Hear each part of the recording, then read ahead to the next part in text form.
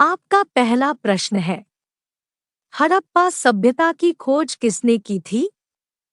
ए. Dayaram Sahni, B. Rakhaldas Banerjee, सी. M वत्स, D. अन्य। आपका सही जवाब है ए. दयाराम साहनी।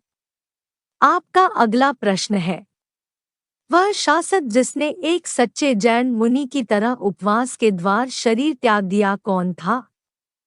ए. बिंदुसार, बी. अशोक, सी. चंद्रगुप्त मौर्य, डी. अन्य। आपका सही जवाब है सी. चंद्रगुप्त मौर्य। आपका अगला प्रश्न है, तराइन का प्रथम युद्ध 1191 किसके मध्य लड़ा गया?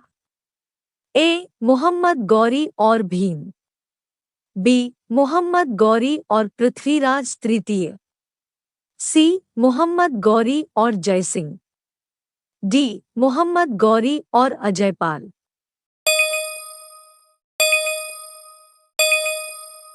आपका सही जवाब है बी. मुहम्मद गौरी और पृथ्वीराज तृतीय। आपका अगला प्रश्न है, बंगाल को मुगल साम्राज्य से पृथक कर स्वतंत्र किया? ए. मुर्शिद कुली खां, बी. सआदत खां, सी. सरफराज खां, डी. अन्य। आपका सही जवाब है ए. मुर्शिद कुली खां। आपका अगला प्रश्न है, विधवा पुनर्विवाह कानून कब बना?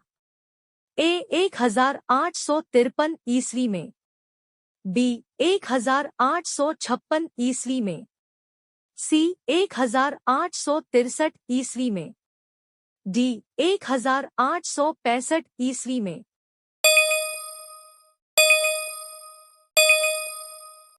आपका सही जवाब है बी. 1856 ईस्वी में।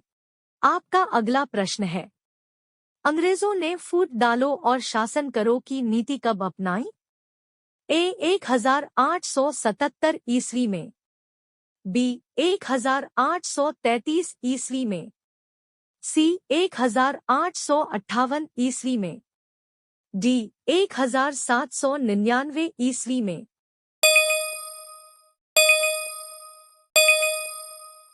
आपका सही जवाब है सी. 1858 ईस्वी में।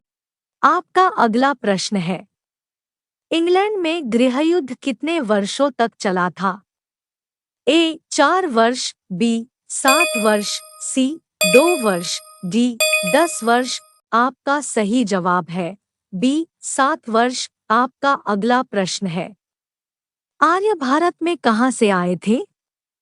ए. पश्चिम एशिया से, बी. पूर्व एशिया से, सी. केंद्रीय एशिया से, डी. दक्षिण एशिया से। आपका सही जवाब है सी. केंद्रीय एशिया से। आपका अगला प्रश्न है, किस अवधि में रामायण एवं महाभारत की रचना हुई थी? ए. सिंधु घाटी अवधि में, बी. द्रविड़ अवधि में, सी. वैदिक अवधि में, डी. आर्य अवधि में।